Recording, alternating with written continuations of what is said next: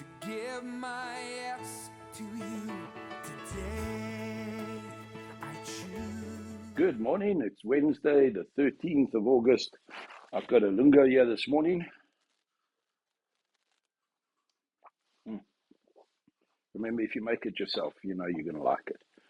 If you have your Bibles, turn to Galatians 5, verse 14. Galatians 5, verse 14.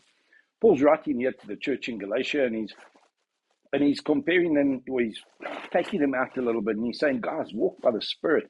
You guys are fighting with one another, and there's lawsuits, and there's all kinds of things. And then he says in verse 14, for the whole law is fulfilled in one word, in the statement.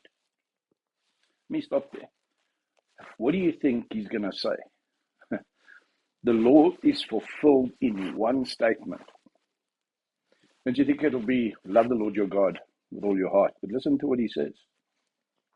The law is fulfilled in one word, in the statement, you shall love your neighbor as yourself. Now, it's interesting that he starts with vertical relationships before the horizontal. But I think Paul, like you and I, understands that we won't be able to love others as we love ourselves unless we love God with all our heart, mind, soul, and strength. 1 John 4, I think, verse 20 says, how can you say you love your brothers how can you say you don't love your brothers whom you can see, and yet you say you love God who you can't see? If you can't love these that you can see, then you can't love God whom you can't see.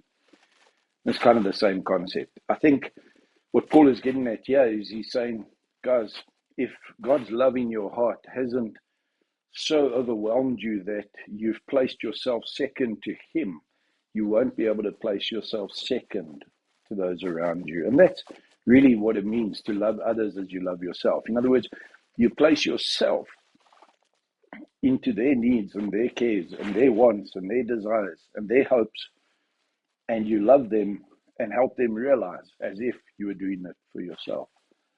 But as long as you're still fighting those around you, even in your marriage and with your children and with your parents, if you're still fighting in love with them to get your way and your will and your want and your purpose, that's not true love. And that's what Paul's getting at over here. And it's a high call. It's an awesome call. It's an honorable call to say, love your neighbor as yourself. And the Pharisee in us immediately asks, okay, well, who's my neighbor? Your neighbor is the one closest to you, the one that comes across your path in this day. Want ons word volwasse in ons liefde wanneer ons ophou om die vraag te vra, wie is my naaste?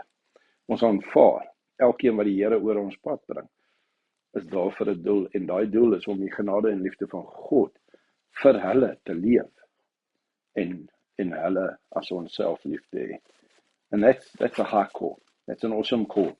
But it's a great challenge to put out to you because it just brings perspective to everything. I'm busy dealing with a legal financial issue for a school. And what's interesting is they want to keep going back to the law, and I keep going back to, let's just resolve this in the best interests of all parties. Let's find one another. Let's agree where we agree first, and then let's work from the same side to resolving the problem, as opposed to sitting on opposite sides of the problem and attacking it. Because in the crossfire, the people sitting opposite you get hurt. But if you're all sitting on the same side, there's no possibility of harming or injuring people in the process. For the whole law is fulfilled in one word in the statement, you shall love your neighbor as yourself.